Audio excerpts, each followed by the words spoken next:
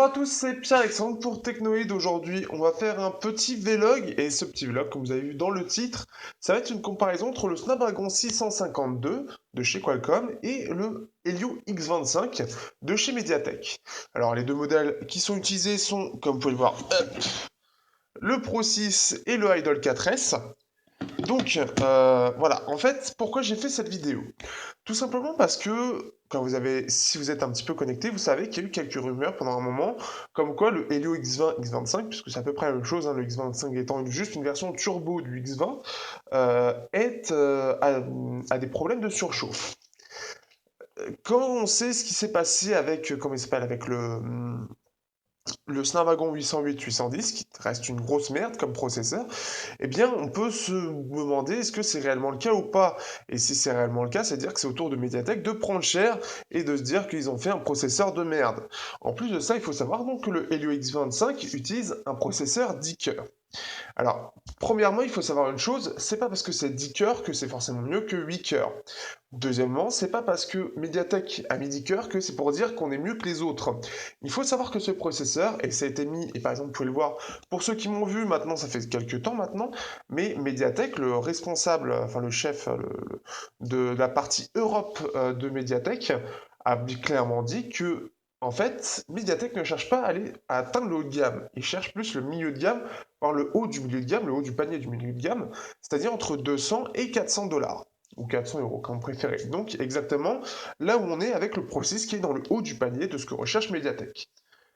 Et donc, ce Helio X25, en fait, est un processeur 10 cœurs qui est composé de 4 cœurs Cortex A53, qui est à 1,6 GHz, 4 cœurs Cortex A53, mais à 2 GHz, et 2 cœurs A72 à 2,3 GHz, 2,5, pardon.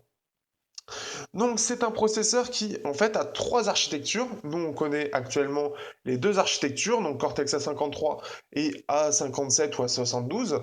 Donc comme ce qu'on a par exemple avec ce qu'on a avec le 820 mais avec deux cœurs d'architecture différentes. Ce que nous fait Samsung par exemple avec quatre cœurs Cortex A53 et 4 cœurs Cortex A72 avec le 88-90. Euh, non, c'est celui-là. Et donc, ce qui fait qu'on se retrouve donc avec en général des octocœurs, ce qu'on retrouve aussi souvent dans le milieu de gamme, avec le Helio X10, avec le Snapdragon 615, le MT6753, le Helio P10, etc., etc., etc. Euh, Ce qui fait que l'octocœur, voilà, c'est quelque chose de très répandu aujourd'hui.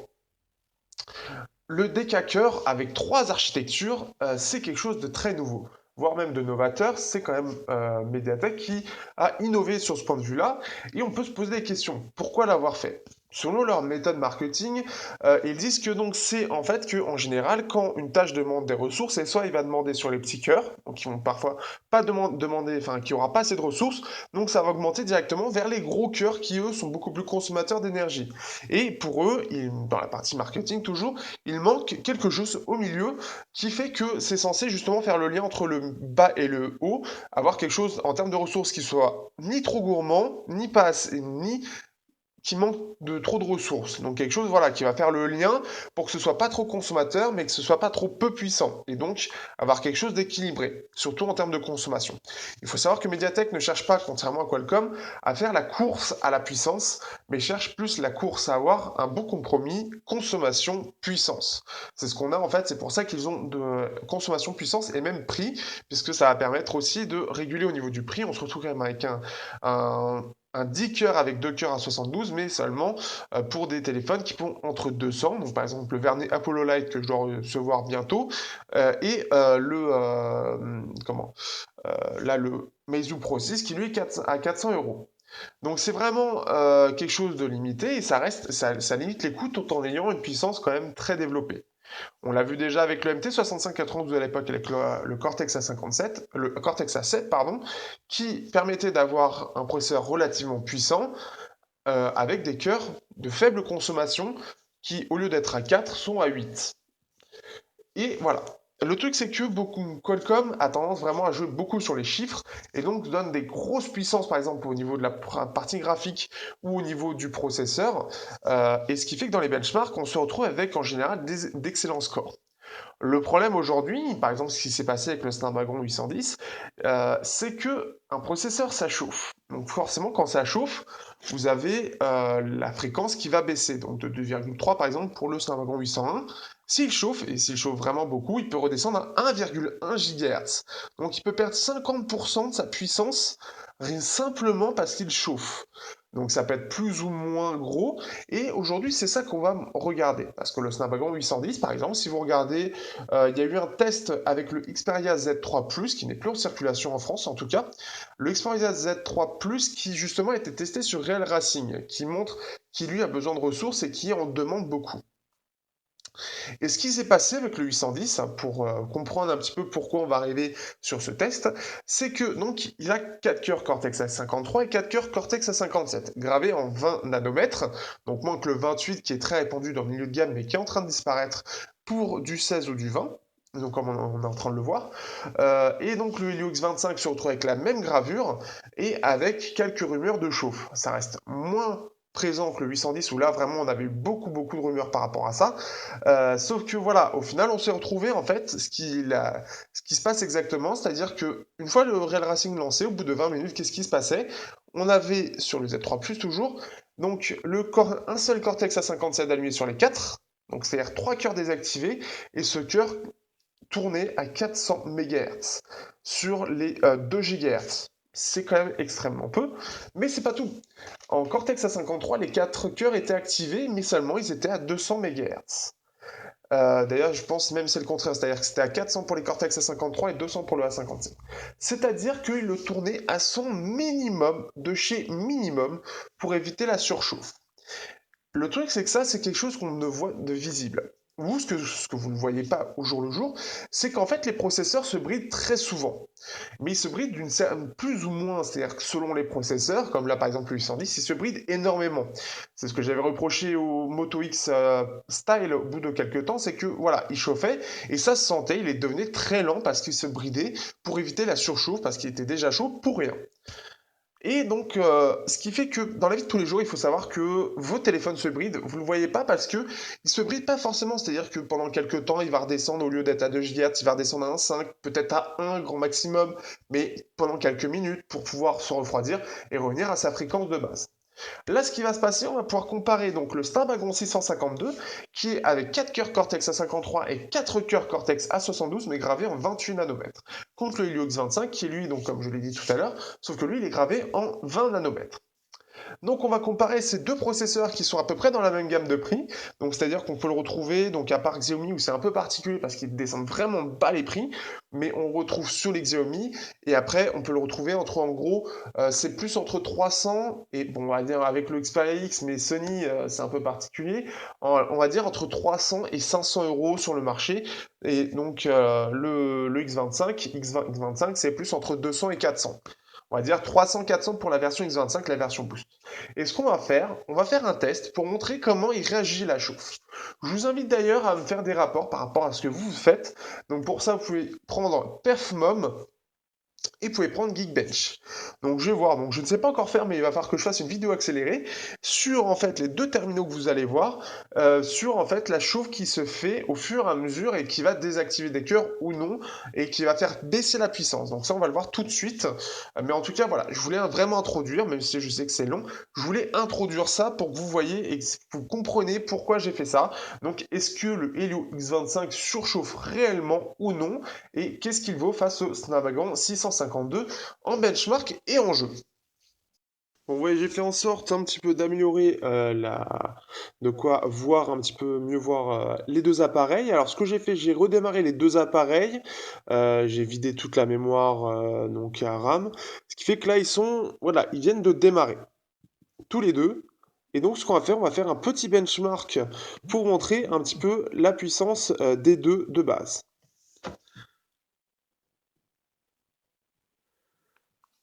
Donc là, on va pouvoir voir. Donc on peut voir déjà que forcément, le MT, donc le Helio X25 est plus performant. On peut voir que tous les cœurs sont actifs, comme de ce côté-là. Là, il a tendance un petit peu à les enlever. Donc, on peut voir, on a déjà 60%, 43%, forcément. Donc, ce qui va se passer, c'est qu'au niveau du test, ce que je vais faire, je vais relancer. Donc, vous allez voir normalement en version plus rapide. Je vais relancer les tests plusieurs fois. Donc, indépendamment des deux, c'est-à-dire qu'une fois que le test est fini, je relance, je relance, je relance, je relance. Et on va voir un petit peu comment se comportent les cœurs. Donc ça va être quelque chose de vraiment très intéressant. Donc on se base sur une base de 1707 en simple cœur, 6251 en multicœur pour celui-là. Donc il est plus performant de base, puisque forcément il a plus de cœurs qui sont un peu plus boostés aussi. Et de l'autre côté, on se retrouve avec 1512 et 4934, qui reste quand même un très bon score. Donc maintenant, on va faire donc plein de bench, les uns à la suite des autres, et on va voir comment ils réagissent tous les deux. Vous pouvez regarder aussi au niveau de la batterie, sachant que lui, il a une batterie de 3000 et un écran en 2K. Lui, c'est un écran Full HD avec une batterie de 2600. Donc on va voir tout de suite comment il se comporte. Donc là, ça va vraiment être un test où ça va être toutes les ressources CPU qui vont prendre. Et ensuite, on va voir au niveau du jeu, donc au niveau notamment de Real Racing, comment il se comporte. Donc là, comme vous pouvez voir, donc j'ai lancé Geekbench. Donc Geekbench, je l'ai lancé donc plusieurs fois à la suite. Donc j'ai fait la vidéo en accéléré, bien évidemment, pour que vous voyez un petit peu plus rapidement ce qui se passe. Donc ça reste assez long, donc vous pouvez passer directement à la fin si vous voulez voir la fin. J'ai mis des petites annotations pendant la vidéo. Donc ce qui se passe en fait, c'est que on va voir très rapidement. Donc les deux appareils vont commencer bien évidemment à chauffer. On va dire qu'il y a quand même un petit avantage pour le Pro 6 au niveau du refroidissement, puisqu'il a un dos tout en métal. Néanmoins, donc là, l'Idol 4S lui a un dos en verre, mais la partie, le bord en fait, la tranche, elle dissipe plutôt bien la chaleur, surtout qu'elle est assez grande en haut et en bas, ce qui fait que ça dissipe plutôt bien. Donc ce qui fait que l'appareil a tendance à plutôt bien dissiper la chaleur, ce qui fait que le verre n'est pas réellement un problème. En plus, il est un peu plus épais que le Pro 6, ce qui joue aussi en sa faveur. Ce qu'on va vite voir en fait, c'est que malgré ça, le S652 ressemble un petit peu au S810. C'est-à-dire qu'il aura tendance à vite tomber dans les performances après quelques minutes. Donc en tout, le test a duré environ une vingtaine de minutes. 17 minutes à peu près, sur lesquels en fait j'ai enchaîné les tests, les tests, les tests, jusqu'à ce qu'en fait le X25 baisse réellement en performance. Donc pour l'instant on peut voir que ça enchaîne plutôt bien, et l'appareil reste au niveau du Pro 6 à peu près à 6000 points jusqu'à maintenant, et on a commencé le test depuis 4 minutes. Mais là ça va commencer à se gâter, comme vous pouvez voir sur la notation qui va apparaître. On peut voir que là déjà on est passé de 4700 à 3900 pour le Snapdragon 652, qui en plus de ça enchaîne les tests moins vite, donc il est moins performant. Et donc ce qui fait que là, en fait, c'est parce qu'il y a deux cœurs qui sont, comme vous pouvez le voir à droite, deux cœurs qui sont désactivés. En fait, on va pouvoir voir avec ce petit moniteur les cœurs qui sont actifs, à combien de fréquences ils sont, quels sont le chargement du travail qu'ils ont, et voilà, est-ce qu'ils sont actifs ou non, à quelle fréquence. Et là on peut voir que le Snapdragon 652 commence à réellement perdre en performance, puisque là plus qu'un cœur, un cœur A72 est activé, et on se retrouve avec un score de un peu plus de 3000 points. J'ai même réussi à le faire descendre à 2900 points, ce qui fait que ça le met en gros face à un Snapdragon 615 par exemple. Tandis que le X25 lui reste toujours à peu près 5700, 5600 points, ce qui est plutôt un bon score, et il tient quand même jusqu'à maintenant bien mieux. Et là on est à peu près à plus de 13 minutes de test. Et comme vous pouvez voir, j'enchaîne, j'enchaîne, j'enchaîne. Et c'est assez étonnant de voir que le Snapdragon 652, qui est quand même plutôt bien acclamé, bien très bien accueilli, et bien au final, il a à peu près le même problème que le Snapdragon 810. Il a tendance quand même à moins brider ses fréquences sur les cœurs qui restent, mais néanmoins, il y a 3 cœurs à 72 qui sont désactivés. C'est quand même énorme. Ce qui fait qu'on le retrouve avec un score de 3000. On se retrouve avec un score de Snapdragon 801 à froid. C'est un 801 aussi à chaud, il a tendance à perdre aussi en performance. Et là, on voit quand même que le X25, le Helio X25, tient plutôt bien la cadence, hein. Là, on va voir normalement, là, il commence un petit peu en performance, il est passé à 5400 points, et il va perdre encore un petit peu juste après. Mais on peut voir que, par contre, sur le Helio X25, tous les cœurs restent actifs, ce qui est quand même assez impressionnant. Donc on peut voir vraiment que même les cœurs à 72, en fait, ce que fait Mediatek, c'est qu'il par moment, en fait, les cœurs vont tendance à baisser un peu en fréquence pendant quelques instants pour refroidir un petit peu l'appareil, et ainsi permettre de garder un maximum de performance dans le temps. Mais on peut voir, on commence à descendre, on a 5200 points. Et en fait, c'est ça en fait. Et il faut savoir qu'au niveau de la chauffe, les deux appareils au dos ont à peu près la même température. Comment dire, voilà, on se termine avec 5420 points contre 3100 sur le S652. Pour terminer le petit test, on peut voir que donc sur Red Racing, alors je le laisse comme ça en fait, ça tourne très bien comme ça. On peut voir que d'un côté, il y a 6 cœurs qui sont actifs pour donc le Snapdragon 652, tandis qu'il n'y a que 2 cœurs activés, parfois un peu plus, pour le X25. En fait, il va vraiment adapter selon la charge demandée par le jeu, tandis que le 652, il veut vraiment à fond, il met toutes les performances d'un coup. Ce qui fait que là, on n'a pas la partie GPU, mais ce qui fait que la partie graphique du Snapdragon 652 va très vite descendre et au bout de 3 minutes de jeu, eh bien, on va se retrouver avec des performances encore un cœur en moins. Donc déjà qu'on est encore à 5 cœurs comme sur les benchmarks, ce qui fait que, voilà, c'est assez étrange. Là où vous pouvez voir que le X25, selon ce qui se passe, en fait, il va vraiment adapter ses cœurs. Il va prendre deux cœurs, on peut voir qu'il s'active sur la partie la plus basse. Et on va avoir deux cœurs sur la partie la plus moyenne et parfois le 1 cœur à 72 qui s'active. Donc on se retrouve vraiment avec quelque chose d'assez moyen pour en fait le Cortex, enfin le Snapdragon 52 est acclamé, mais au final il chauffe quand même, il chauffe beaucoup et il a tendance quand même à perdre pas mal au niveau de ses réglages. Donc c'est un peu ça et on va terminer un petit peu sur une petite conclusion parmi ces observations. Alors que peut-on dire du Helio X25? Eh bien tout simplement qu'il est très loin des rumeurs et c'est même le contraire. Malgré ce qui a été dit, notamment aussi une petite chose qui a fait peut-être jouer aussi de ces rumeurs, c'est que le président de chez Mediatek a dit que si l'appareil était trop chaud, il désactivait les cœurs A72. Et forcément, on s'est dit à ce moment-là qu'il était victime de surchauffe. Mais comme on peut le voir dans ce test, au final, à gamme équivalente, alors certes, il reste quand même plus performant, mais à gamme équivalente, le Helio X25 se retient vachement bien en termes de chaleur. C'est même étonnant et je m'attendais quand même pas à ce point-là à ce qu'il tienne en termes de performance. Mais on peut voir qu'en tout cas les rumeurs sont complètement fausses et c'est même le contraire. Et même au niveau de la consommation, on regardera ça au niveau du test du Pro 6, il s'en sort plutôt bien.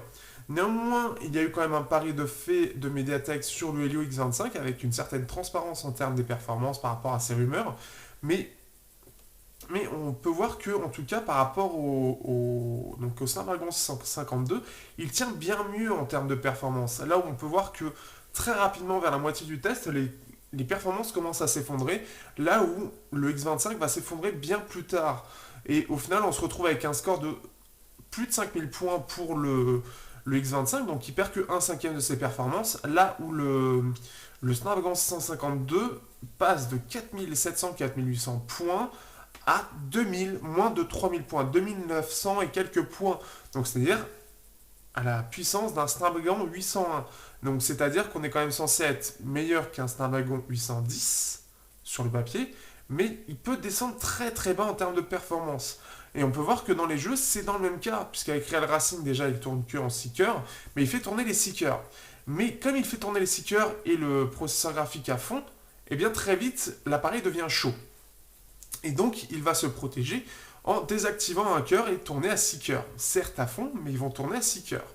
Et encore, avec un certain temps, ils vont perdre un petit peu en fréquence pour justement pallier à ça. C'est un vrai souci par rapport à ça. Et ce qui fait que ensuite, ce qui se passe, c'est que l'appareil devient vraiment chaud. Pas très chaud, mais comme il doit effectivement avoir un bon compromis entre chaleur et performance, eh bien on se retrouve avec un processeur quand même très bridé par rapport à ce qui nous est vendu. Là où le Helio X25 est assez étonnamment, et même en benchmark, même par exemple sur Epic Citadel, il est très différent, c'est qu'il va vraiment faire selon ce qui est demandé par l'application. C'est-à-dire que là, on peut voir on a vu sur Real Racing qui est, selon ce qui se passait à l'écran, il va activer les cœurs qu'il faut pour compenser, en fait, pour aller chercher les performances voulues.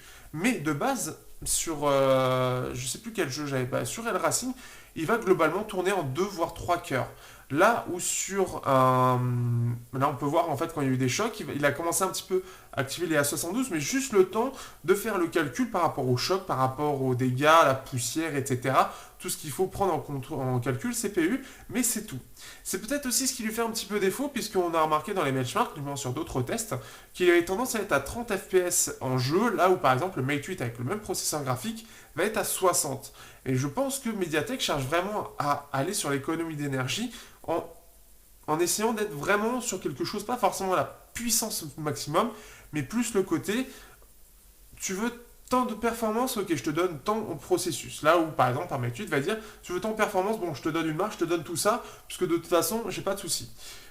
C'est vraiment, voilà, ça va vraiment s'adapter, ça va pas chercher à aller sur la puissance, ça n'a jamais été le but de Mediatek, et c'est ce qu'on peut voir ici.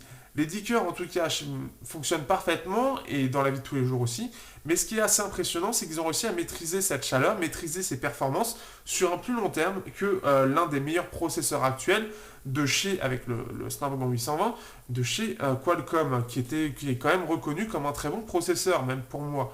Mais au final, on peut voir que le 652 perd très vite en performance dès qu'on va le solliciter intensément, comme on peut le voir sur les benchmarks.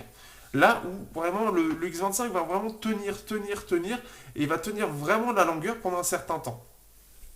Donc c'est ce que je trouve assez impressionnant, et même il perd moins de performance sur le long terme en ayant fait plus de tests, en étant plus sollicité puisqu'il aura tendance à plus enchaîner les tests comme on a pu le voir. Et pourtant voilà, c'est quand même lui qui reste le très grand gagnant de ce point de vue là. Donc pour moi le X25 par rapport à ses problèmes de chauffe et de performance, on est très loin de la réalité. C'est un très bon processeur, et c'est même un processeur qui est au-dessus de moi, de ce que, on va dire, de ce que j'attendais. Après un Helio X10 qui était quand même en demi-teinte, avec des performances très aléatoires, notamment au niveau de la consommation, on se retrouve vraiment avec ce que veut faire Mediatek, c'est-à-dire un mélange entre puissance, économie d'énergie et rapport qualité-prix. Et là, ça semble être le cas, et même le fait qu'il soit gravé en 20 nanomètres, qui n'est pas forcément une excellente gravure, une excellente finesse, ils ont réussi à bien maîtriser, ce qui fait que la chauffe est équivalente au Snapdragon 652, et pourtant tous les cœurs restent actifs, là où Qualcomm avec son Snapdragon 652 est obligé de désactiver certains cœurs. Donc on va terminer sur cette touche, j'espère que ça vous aura intéressé, n'hésitez pas à me dire ce que vous en pensez, aussi à faire ce test sur d'autres appareils, donc vous enchaînez les tests pendant une vingtaine de minutes, et vous pouvez me faire le petit rapport sur les commentaires, je suis assez intéressé. Donc Snapdragon 801, Snapdragon 615, Mediatek, n'importe quoi, même les Exynos aussi, et les Kirin pour ceux qu'ils ont, donc les Honor, les Huawei et puis les Samsung, parce que je suis intéressé de voir comment ils réagissent par rapport à ça. Donc pour rappel, j'ai fait à peu près 17 minutes de Geekbench, et puis après sur le Racing, j'ai attendu que ça refroidisse pour relancer. Et donc là, c'était 4 minutes. Donc en tout, il y a à peu près une vingtaine de minutes de test, et ça va vraiment vous permettre de voir comment réagit l'appareil au fur et à mesure des tests. Normalement, au tout début, il y a une légère amélioration en termes de puissance, puisque tous les processus vont aller sur le benchmark, puis après, ça va redescendre au fur et à mesure par rapport à sa chauffe. Et regardez aussi au niveau de votre téléphone s'il est brûlant ou non, s'il est vraiment brûlant, bouillant, ou s'il est juste très chaud. Ce qui est le cas pour le Pro 6 et le Alcatel, c'est-à-dire qu'ils sont très chauds, mais ils ne sont pas au point où on va lâcher le portable parce qu'il est bouillant. Ils vont juste être très chauds. Donc n'hésitez pas à me faire ce type de retour, je suis assez intrigué, intéressé. Partagez aussi avec des gens qui sont un petit peu intéressés par la tech et qui pourraient effectivement aussi amener des éléments de réponse par rapport à ça. Je suis intrigué, mais en tout cas, voilà. C'est un processeur qui ne mérite pas ses rumeurs de chaud parce que c'est pas réellement le cas, c'est juste que il va pouvoir tenir bien plus longtemps la charge processeur avec tous les cœurs actifs. Et ça, c'est quand même pas mal du tout. Sur ce, à bientôt sur Technoid pour de prochains vlogs.